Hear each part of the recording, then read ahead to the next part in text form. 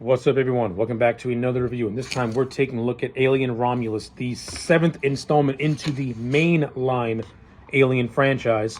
Romulus is a film that is set in between the events of the first and second movies and follows six downtrodden space colonists who are looking to leave where they are and go to a better place.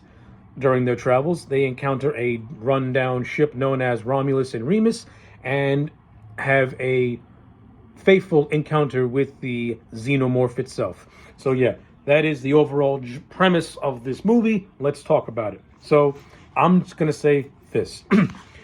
I like Fede Álvarez. I think Fede Álvarez is one of the best horror directors working today. Really like his Evil Dead reboot, and I really like Don't Breathe 1 and 2. So going into Alien Romulus, I had hopes. Well, there weren't high expectations, but I at least had hopes that you're going to see talent behind this movie, and you do, to a certain point of view. I thought the production of this movie was actually well done, and I thought Fede Álvarez did a great job at bringing Romulus back to the tone of the first Alien movie. What I mean by that is that the cast is very limited. We only follow 6 protagonists, and the setting in which the bulk of this movie takes place is on a ship known as Romulus/Remus, and it's very confined, very similar to the Nostromo in the first movie. So that's what I mean about how Fede Álvarez brings this movie back to the tone of the first movie. He keeps it claustrophobic, he keeps it confined, he keeps everything very, very minimalistic, and this movie to me is all the better for it. There are certain aspects of this movie that I thought were actually visually creative and actually really, really cool. There are certain set pieces that were actually very original for an Alien movie. And then Fede Álvarez goes down the rabbit hole of nostalgia, and there are certain parts of this movie where it's handled relatively well, and there are other parts of this movie where you're kind of scratching your head and questioning, this does not need to be there. And I could have gotten a much more better. I came up with a much more better idea that would have tied a lot of these movies together instead of going for what they eventually went with. And I think what they went with was really for a nostalgia pop, and I didn't really care for it, to be honest with you. I didn't think that what they did was disrespectful or degrading, but I think that if you would have did something a little bit more differently, it would have had more of a visceral impact. At least to me, at least for me, it would have had more of an impact as opposed to what they eventually went with the finished film.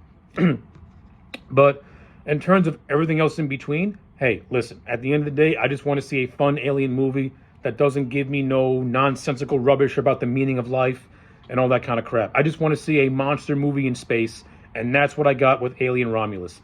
It's a very stripped down story. It's a scaled down story. It's not overly complex or complicated, though there are certain things that tie into the Prometheus movies that I would have done much, much differently. But other than that, this movie felt like I was watching an Alien movie that goes back to the tone of the first movie, and you get a little bit of the second movie also. And when Fede Álvarez mix in those 2 elements, the movie's all the better for it. But then when you get to the second half of the movie, he starts to mix elements with like the Aliens 3, 4, and the Prometheus stuff, and that's where it kind of goes a little off the rails for me, at least. So I don't think Romulus is a perfect movie by any stretch of the imagination, but I don't think that makes it a bad movie either. To me, this feels like an earnest attempt to make a really good Alien movie, to which this franchise has desperately needed more or less since Aliens in 1986. So with all that out of the way, let's give just a brief recap of this movie, and I'm going to chime in my opinions here and there. So the movie's about these 6 colonists who want to get away from the planet that they're in, called LV-410, which is basically a mining company that is run by Weyland-Yutani. Weyland-Yutani is exploiting the people on this particular world to the point where they're extending work contracts without people knowing. And these 6 colonists, who are named Rain, her brother Andy, who is actually an android that's programmed to more or less be her protector, and Rain's ex-boyfriend Tyler, his sister Kay, and these 2 other characters, Jor and I can't remember what the other girl's name was. I can't remember. All right, so the other girl's name is Navarro. I couldn't remember what her name was for the life of me. Yeah. Let me get the negative out of the way. A lot of these characters, they're very just one note and very just not memorable. There's only a handful whose names I actually do remember. The ones that really stand out are the characters of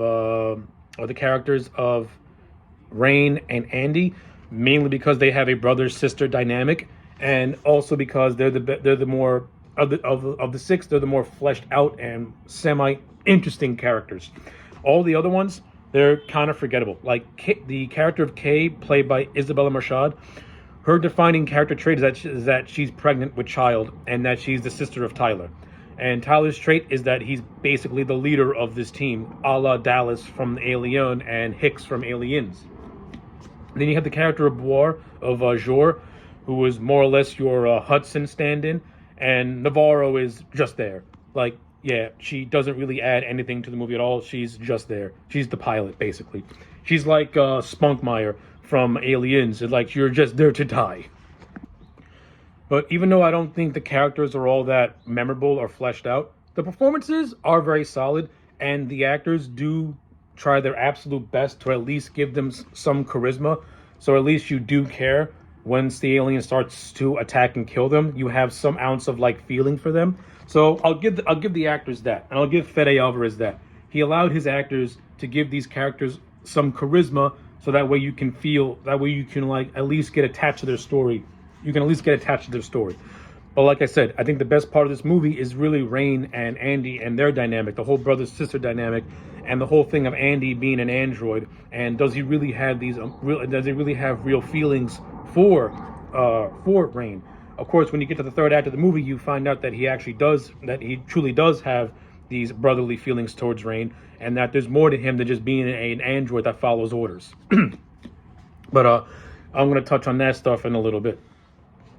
Yeah, but like I said, the performances in this movie are overall very, very good, and they're very, very solid. Very few are standout. The ones that do stand out are Kylie Spaney as Rain, and the actor who plays Andy. I think those two stand out the most out of everyone else in this movie. In terms of this movie's overall story and how it gets these 6 characters onto the Romulus space station, basically they want to leave this mining colony in search of a better life. And in order to go there, they have to go on a 9-year journey. So they go to the derelict spacecraft of Romulus and Remus to get the cryopads.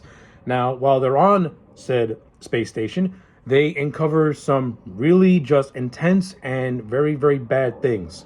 So when they go to this ship, it is utterly destroyed. It is derelict. And as our characters journey through this station, we slowly start to unravel. It slowly starts to reveal what exactly happened here. So, essentially, the alien from the first movie, and yes, for some bizarre reason, they had the alien for the first movie that Ripley killed, still be alive, had attacked this specific station and caused a whole bunch of mayhem and caused a whole bunch of bedlam and mayhem. And this is what causes the Romulus and Remus space station to look the way it looks, all destroyed, run down, and just looks like it went through a blender. But as the characters journey through this ship, they slowly start to find out that this ship was actually bioengineering a bunch of facehuggers. And this gets revealed when 3 characters go into like this room and the doors lock, and you see a whole bunch of facehuggers in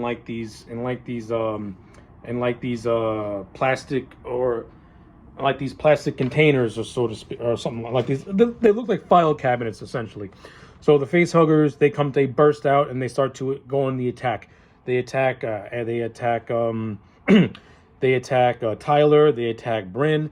Andy, the android, he has to try and get these characters out. But in order to do so, he needs to get access clearances to a bunch of codes. And since he doesn't have those codes, they actually take the chip of an android that was destroyed previously, who was a science officer by the name of Rook. And I'm going to get to the character of Rook momentarily, because I think this is the worst aspect of the whole movie. I like how they do pay tribute to the first Alien movie, but if they would have went in a different direction, I'm going to explain momentarily, I think this movie would have been better off for it. But essentially, they take this module out of the character of Rook and they place it into Andy, essentially giving Andy all of that particular AI's intelligence, so to speak. And through this is how Andy is able to save Bryn and Tyler from being utterly devoured by these facehuggers. But by also inserting the module into Andy, his entire personality changes, and he starts to be more of a Weyland-Yutani robot, and as opposed to the brotherly robot that he was throughout the course of the movie leading up to this moment. And this is where I think that actor David Jonasson, I believe his name is, I think it's David Jonasson, puts on the best performance in this entire movie, because he's essentially playing the same character with two different personalities. So when we first see him as the character of Andy, he has a different accent and he has a different posture and a different just vibe to him. He has a very brotherly type of bond with the character of Rain, and it feels genuine. Despite him being an artificial intelligence, their relationship feels genuine, and he truly does care about the character of Rain. But once that module goes into him, his entire just thing flips, and his accent changes, his personality changes. He becomes more cold. He becomes more, I don't want to say ruthless, but more like a Weyland-Yutani product than something that you think is real. And again, David Jonasson does a fantastic job at essentially playing the same character with two different personalities. Like, he really is the star of the show. And the character of Andy, he's my favorite character all throughout this movie, because he has a lot of really cool scenes that get to showcase just how strong the android can be when coming face to face with an alien. So yeah, I liked the character of Andy, and I like David Jonason's performance in this movie. He was one of the shining stars, along with Kylie Spaney as well.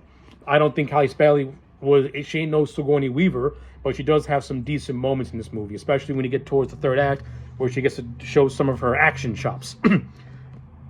I thought the movie handled it in a relatively realistic way that didn't make her feel like a girl boss. But yeah, so after the whole that intense confrontation, I think the character of Navarro accidentally gets implanted by a facehugger, and this leads to another really good scene that was actually spoiled in the trailer. And I would not have put this scene in the trailer because you didn't see this in an alien movie. So essentially, she gets infected by a facehugger, and she uses this device which acts as an X-ray, and you actually get to see the xenomorph through this X-ray in her body about to burst through her chest. It's a really cool visual that I wish the trailer didn't spoil it, because if you would have just saved it for the movie, I think it could have got a decent reaction, because you didn't really see that in an alien movie all that much. But yeah, but once the xenomorph pops out of her chest, it goes into a full-blown xenomorph, and that's where chaos fully ensues. And this is where our characters actually go back to this android by the name of Rook. So this is the part of the movie that I think could have been handled much, much differently. So they digitally resurrected Ian Holm to play for the character of Rook. They did it by taking a life mold that he had done for Lord of the Rings, and they sculpted it to be close to how he was in 1979 when he did the first Alien movie. Now, since Ian Holm has passed away for a while now, they used AI to recreate his voice and vocal pattern from the first Alien movie to give this character life. I appreciate the work and care they did to resurrect Ian Holm for the character of Rook. Essentially, Rook is no different than Ash. They got the same personality and have the same motivations, which is protect the organism by any means necessary at the expense of the crew. But what I don't really like about it is that it doesn't really play into the story organically. It feels like it's there for nostalgia value, especially when you get to a certain point in the movie where the characters go into this laboratory, and this laboratory is basically an epilogue to the Prometheus sequels, because you see the black goo, and you see that they're trying to bioengineer the black goo in order to create the perfect human. In order to create the perfect human, this would have been perfect to bring back Michael Fassbender's David as the science officer on the Romulus ship. And because if you watch Alien Covenant, the movie basically leaves it very open that David has got the colonial specimens, but also has the facehugger embryos. and we don't really get no resolution to that. I mean, you kind of sort of get it with Romulus a little bit, but I think it would have been better if David kind of got like that final payoff to be a villain, and his story arc when it came to a close. I think that would have played much better into this movie, and it would have tied much better into Prometheus. You would have had it would have had more emotional weight, especially when Rook talks about Peter Whalen and how he died and how he died trying to get these specimens. It would have been better if David was the main villain of this movie, giving him a proper closeout. And I think the movie would have been all that better for it as well, in my opinion. I think resurrecting Ian Holm was not a good choice, and the character of Rook is basically no different than Ash. You might as well just resurrected Ash at that point. So yeah, that's a big part of the movie that I didn't really care for. I appreciate the tribute. I appreciate that Fede Álvarez and his team showed care and didn't use it for exploitation. And to their credit, they tried to make it organically fit into the story. But again, me personally, it would have been so much better if it was Michael Fassbender's David, as opposed to this random science officer named Rook, who is basically Ash. Because Rook ends up controlling Andy and ends up manipulating Andy into doing things for the company by having by more or less killing off the crew members all throughout the rest of the movie. The character of Bjorn dies by his own stupidity, by the way, and the movie does build up a little rivalry between Andy and Bjorn. Bjorn has a hatred towards the androids, since the androids are pretty much indirectly caused the death of his mother, so he has a grudge. And the movie tries to establish that with Andy and Tyler more or less being a peacekeeper who does like Andy himself, but he goes to not like this new version of Andy, especially since this version of Andy nearly got his sister killed. Speaking of which, the character of Kay all throughout this movie is portrayed as being pregnant. The way she gets thrown around in this movie, how the hell are you still alive? And how is your baby still alive? Like, it is so ridiculous and so dumb as to how much damage Kay, the character of Kay, takes, and how she's still alive half the time, and how is she not had a miscarriage. And it feels like a very just flimsy way to get to the fourth act of this movie, which acts as a surprise ending, very similar to the first Alien movie. But I'll talk about that momentarily.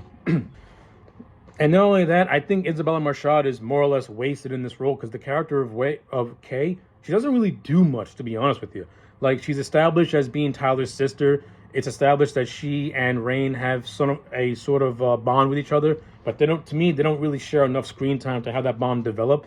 And the same goes for Kay and Tyler. They don't have enough scenes for me at least, for them to really have a very strong sibling bond. It feels like the movie just leaves Kay out of the action because she's pregnant and because they want to save for a surprise ending, but getting there was very clunky and just flat out stupid, if you ask me.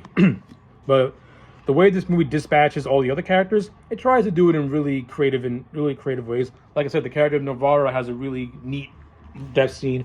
The character of Bjorn has a death scene in which he goes to shock an alien cocoon, and then the acid drips onto him and it basically melts him away.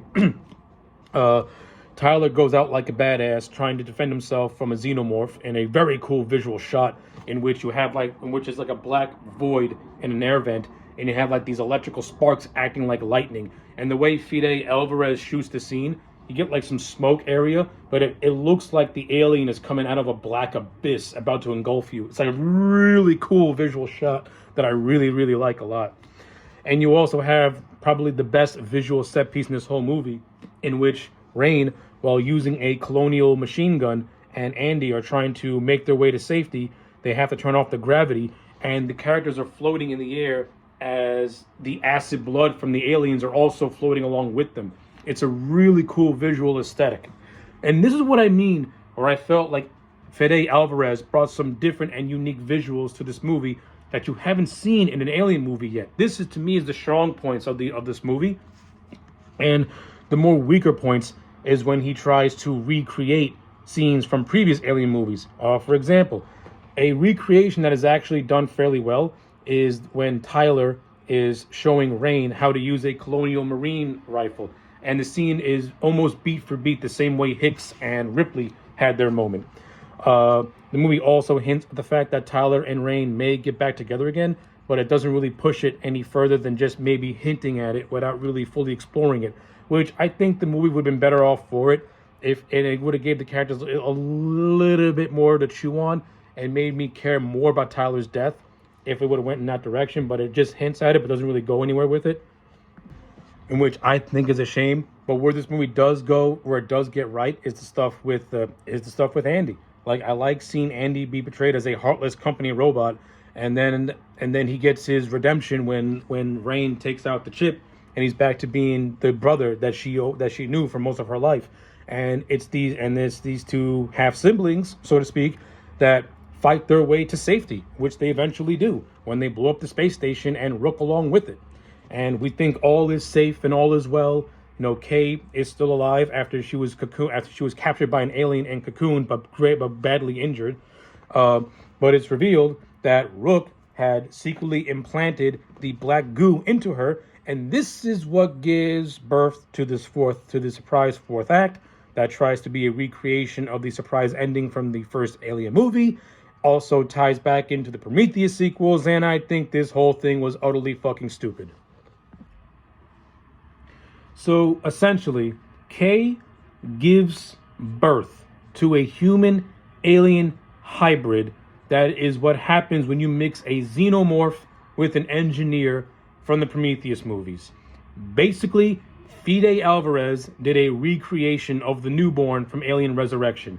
It was stupid in that movie, and it's stupid in this movie. It was awful. I did not like this whatsoever. It felt forced. At the same time, it also felt like it, but at the same time, I kind of get why Fede Álvarez did it. He kind of needed Romulus to tie up loose ends from the Prometheus movies. Again, even though I don't like the Offspring segment of this movie, it would have had more oomph if David played more of a role throughout. If David was in this movie and played more of a role throughout it, as opposed to what the direction that they went in, it just makes this reveal feel tacked on to me. I didn't like it. It felt forced. It didn't feel organic or natural. It really felt like Fede Álvarez was just trying to make this movie feel like that first, was trying to make Romulus feel too much like the original Alien movie and not really have enough of its own original ideas. And to me, the Offspring segment feels like a forced original idea that's trying to act like an epilogue to the Prometheus movies. And I just didn't care for it. I didn't like it at all. I mean, the scene, well, and this is it's this part of the movie where Kay is finally killed when the Offspring kills her, and it leads to a scene where Rain does what Ripley does, puts herself in a spacesuit, fights the Offspring, and eventually the Offspring gets sucked into space and is eventually dead, and her and Andy fly off to this paradise planet. So yeah, like, this is where I feel like Romulus has a lot of good things in it, and a lot of things that would have been better if you would have maybe tweaked it a little bit more instead of the direction that they went in, which to me kind of makes it feel, in which the impact to me feels very off. And it feels like you're just taking too many elements from the other movies and you're not doing enough of your own original idea. But in the end, does that make Romulus a bad movie? No, it doesn't make it a bad movie at all. This is actually one of the better Alien movies because the workmanship of this movie is actually well done. Fede Álvarez as a director, he is one of the better horror directors working today, and he brings his talent to this movie, and you can clearly tell by the way by this movie's visual aesthetic that he's harkening back to the old Ridley Scott movie. Like, the technology in this movie feels like it was crafted in the 1970s. Like, unlike Prometheus, which has a modern day feel, yet that movie takes place before the events of Alien, the technology felt off in Prometheus. But in Romulus, the technology feels like a continuation from the 1979 movie. And aesthetically, it blends in perfectly. Like, I love it. I think it's great. That's excellent attention to detail on Fede Álvarez and his team. Like, they really wanted Romulus to feel like a movie that you can watch in between Alien and Aliens. So that way you can feel that full effect, so to speak. Like, the visual looks great. The visuals are really well done. The mix of CGI and practical effects is actually handled really, really well. I love the look of the xenomorph. It goes back to the first movie, in which it's kept largely in shadow, but it looks ferocious when it is on screen. I love the way it moves. We do get the scene of the 100 facehuggers chasing down chasing down our characters is actually pretty cool in a lot of areas. It kind of harkens back to the Mummy movies, or the scarabs chase down those characters. It's very similar, but only in this is done in a more horrific, like, we gotta run type of way, so I love it. The practical effects look great on screen. Even though I don't like the Offspring, I do appreciate that Fede tried to give it more of a practical look and not so much of a CG look. Like, the CG is really made to enhance the practical effects. And again, I'm a big champion of practical effects with CG enhancements to make it look, give it more of to give it more of that beefy look. And in this movie, you get a lot of that, and I appreciate it and I enjoyed it. The cast of actors, they all play their roles really, really well. Some characters are written better than most, but the actors, they all put in decent performances, with Kylie Spaney and David and David Johnson being the standouts. All the other characters, they're okay, but not as memorable. The scenes of suspense and horror are really well done. So I'll give it that. Even I'm not a fan of it. I do think they paid a nice tribute to Ian Holm with his digital resurrection. They didn't try to make it into a mockery. They actually tried to make it they actually tried to give it care and respect. And even though I would have went in a different route, I do appreciate it overall, because it does also provide good continuity from the first Alien movie. But again, I would have went the different route, since the last half of this movie more or less acts like a Prometheus epilogue. So with all that being said, my final grade for Alien Romulus, I'm gonna give it a solid 7 to a 7.5 out of 10. I do think that this is a genuine attempt to make a good Alien movie, but I think this movie overall acts like a modern remake of the first Alien movies, with bits of the franchise peppered all throughout, and doesn't really do enough to stand out on its own. Actually, with that being said, it's more like a 6.5 out of 10. It's a middle-of-the-road Alien movie. It is good for what it is, but it could have been so much better than what it really was. But it's really held together by the talent of Fede Álvarez, a script that tries to go back to the tone of the first Alien movie, and its special effects, which play a big role in making giving this movie just a genuine haunted house in space type of feel. Again, going back to the tone of that first movie, and I can't reiterate that enough. So yeah, not a perfect movie, but not a bad movie, and I think it's a decent addition into the Alien franchise, which is known for being very up and down with its quality. So yeah, a 6.5 out of 10 for Alien Romulus. Let me know your thoughts in the comment section down below. Like the video and subscribe, and I'll check you back next time for more.